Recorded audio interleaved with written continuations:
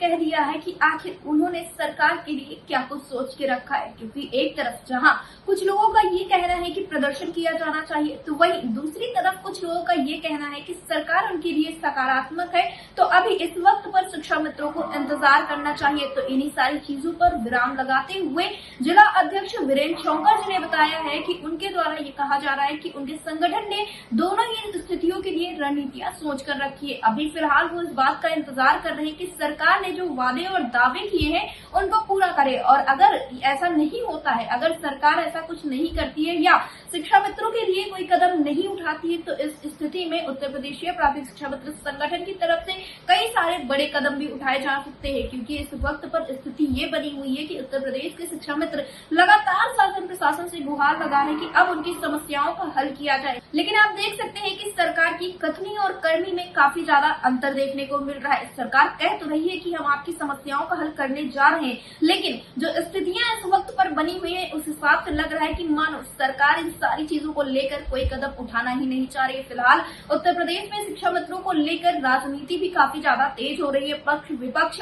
और हर एक नेता अधिकारी शिक्षा मित्रों को लेकर बातचीत कर रहे हैं, लेकिन इस दौरान उत्तर प्रदेश के शिक्षा मित्रों का यही कहना है कि वो कोई राजनीतिक कठपुतली नहीं है जो सरकार उनको लेकर इतना ज्यादा समय लगा रही है। इतने वक्त पे ये कहा गया कि एक कमेटी बना दी गई है, एक बार नहीं कई बार कमेटी बनाने की बात कही गई, हाई पावर कमेटी तक बना दी गई, लेकिन उत्तर प्रदेश के शिक्षा मित्रों की समस्याओं का हल नहीं हो पाया। और समस्या बस इतनी है कि उनके मानदेय में वृद्धि हो जानी चाहिए।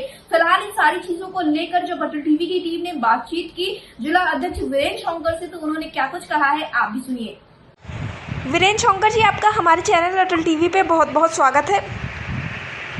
बहुत बहुत धन्यवाद। वीरेंद्र शंकर जी, जिस तरह से देखने को मिल रहा है कि इस वक्त पर शिक्षा मित्रों की जो उम्मीदें हैं वो सरकार से काफ़ी ज़्यादा बढ़ चुकी हैं, क्योंकि लगातार जहां उत्तर प्रदेशीय प्राथमिक शिक्षा मित्र संगठन द्वारा प्रयास किया जा रहा था कि समस्याओं का हल हो जाए, और इसी कड़ी में देखने को मिला कि तमाम पदाधिकारियों ने मुलाकात की और सबके द्वारा यही कहा गया कि अब जो कुछ भी होगा वो सकारात्मक होगा। लेकिन सरकार की तरफ से अभी तक कोई कदम नहीं उठाया गया, जिस वजह से कहीं ना कहीं उत्तर प्रदेश के शिक्षा मित्रों के बीच में आशंका की स्थिति देखने को मिल रही। तो इस वक्त पर धरातल पर क्या कुछ स्थितियां बनी हुई है, मैं आपसे जानना चाहूंगी। स्थिति जिसकी तस है, जो कल थी वही आज है, और कल आने वाले कल में भी कोई उम्मीद अभी दिखाई नहीं दे रही है, क्योंकि सरकार की कथनी और करनी में बड़ा फर्क है। जी, सरकार कहती कुछ है, करती कुछ है। जी, अभी माननीय मुख्यमंत्री जी ने जो ये हाउस चला था, सदन में कहा था कि शिक्षा मित्रों का 5 लाख का हम जो है आयुष्मान बीमा करने जा रहे हैं, उस पर भी कोई काम नहीं हुआ है। जी, और ना ही जो हमारे जो मूल विद्यालय वापसी से हमारे कुछ साथी वंचित रह गए हैं, ट्रांसफर की बात आई थी, उसको भी आया कर दिया, कोई उस पर भी काम नहीं हुआ है। तो सरकार की जो मंशा है वो कुछ समझ में नहीं आ रही है, क्योंकि कहती कुछ है, करती कुछ है, और शिक्षा मित्रों को लेकर के सरकार बिल्कुल भी गंभीर नहीं है। हमें लगे कि हाँ, सरकार हमारे लिए कुछ सकारात्मक कदम उठाने जा रही है। जी वीरेंद्र जी, बिल्कुल ठीक कहा आपने। लेकिन इस दौरान जब भी मुलाकात होती है किसी भी संगठन के पदाधिकारी की, आपकी संगठन के जितने भी अन्य संगठन हैं उनकी, तब सरकार के द्वारा बस ये कह दिया जाता है कि हम तो आपकी समस्याओं को गंभीरता से ले रहे हैं। यहाँ तक कि कुछ लोगों ने तो ये भी कह दिया कि अब शिक्षा मित्र परेशान ना हो, उनका काम तो हो गया है। लेकिन सवाल यही, अगर काम हो गया है तो फिर शिक्षा मित्रों की स्थिति इतनी ज़्यादा दयनीय क्यों?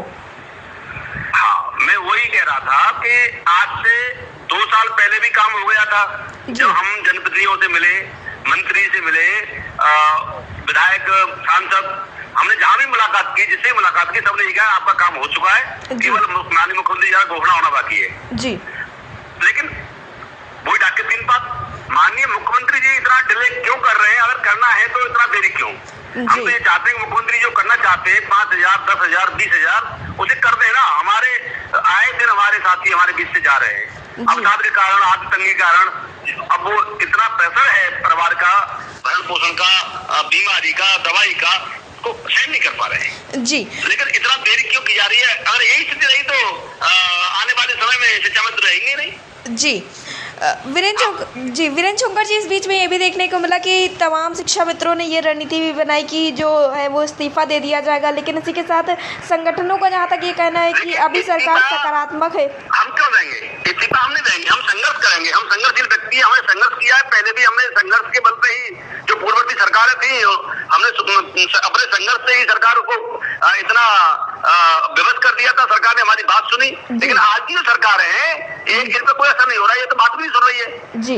पहली सरकारों में सरकार में यही तो अंतर देखने को मिल रहा है। हम धरना प्रदर्शन करते थे, सरकार हमारी बात को गंभीरता से लेती थी और उसमें काम भी होता था, लेकिन आज सरकार आश्वासन तो देती है, एक काम नहीं करती है जी। तो 2-3 बार कमेटियां बन चुकी हैं, इससे बड़ा झूठ और क्या होगा भाई। डिप्टी सीएम जिस समय हमारे दिनेश शर्मा जी थे, उनकी अध्यक्षता में कमेटी बनी थी, हमारी बहनों ने मुंडन कराया था, हमारा धरना लखनऊ में चला था लंबे टाइम तक, लेकिन उस कमेटी क्या हुआ, नाम ही उसका हाई पावर था, लेकिन हाई पावर कमेटी की जो चाल है वो इतनी धीमी है तो पता नहीं कहाँ गई कमेटी, क्या हुआ कमेटी का, क्या रिपोर्ट आई उसकी, क्या सुझाव थे, पता नहीं पड़ा। तो ये सरकार अब समर कैंप का आयोजन सरकार करने जा रही है, शायद आपकी जानकारी में होगा कि नहीं होगा, मैं बताना चाह रहा हूँ आपको। जी। अभी एक तुम्हारा जो है 20 मई से विद्यालय बंद हो जाएंगे जी। और 21 मई से लेकर के 15 जून तक और समर कैंप का आयोजन सरकार करने जा रही है विद्यालयों में। उसमें हमारे शिक्षा मित्रों को अंधेशकों को लगाया गया है जी, क्योंकि जो 90,000 और 1 लाख तनख्वाह ले रहे हैं वो घर में आराम से ठंडी एसी का आनंद लेंगे और शिक्षा मित्र और अंधेशक जी मात्र 6,000 रुपए उसका जो मानदेय रखा गया है 6,000 रुपए रखा गया है। 6,000 रुपए में अपने वहाँ विद्यालय आकर खोलेंगे। आप बताइए कहाँ तक जायज है? कम से कम मानदेय तो उनको यहाँ देते, सम्मानजनक देते। आप काम ले रहे हो 25 दिन आप समर कैंप चलाएंगे तो कम से कम 1 महीने का मानदेय तो उनको देना था, नहीं देना था जी। वीरेंद्र जी, इस बीच में ये भी देखने को मिला कि कुछ लोगों ने कहा कि धरना प्रदर्शन करना चाहिए, लेकिन कुछ लोग कह रहे हैं सरकार सकारात्मक है तो ऐसे कदम नहीं उठाने चाहिए। आपकी क्या राय है इस पर? देखिए, हम दोनों रणनीतियों पर काम कर रहे हैं, सामंजस्य में भी काम कर रहे हैं और अब आगे की तैयारी भी कर रहे हैं जी। अगर सरकार हमारी बात को मानती है, सुनती है, कोई अच्छे निर्णय करती है हमारे भविष्य को लेकर के, हम उसका सम्मान करेंगे। अन्यथा की स्थिति में हमारी तैयारी चल रही है, हम निश्चित ही आंदोलन की तरफ जाएंगे और आने वाले समय हमारी बैठक होगी, बैठक में निर्णय होगा अध्यक्ष जी की अध्यक्षता में और उसमें हम जो है निर्णय करेंगे। जी वीरेंद्र जी, अटल टीवी से जुड़ने के लिए धन्यवाद।